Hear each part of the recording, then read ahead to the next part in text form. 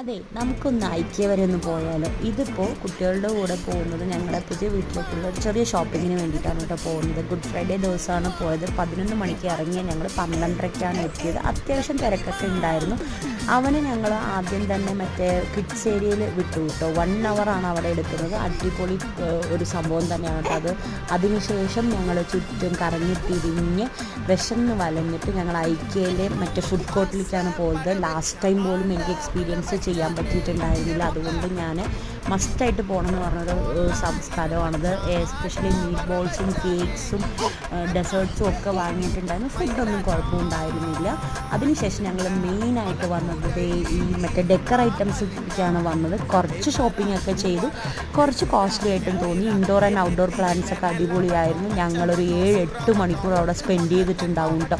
ഇതിൻ്റെ detailed videos ഞാൻ ചെയ്യുന്നതായിരിക്കും. അപ്പോൾ ഫോളോ ചെയ്യാൻ മറക്കരുതേ.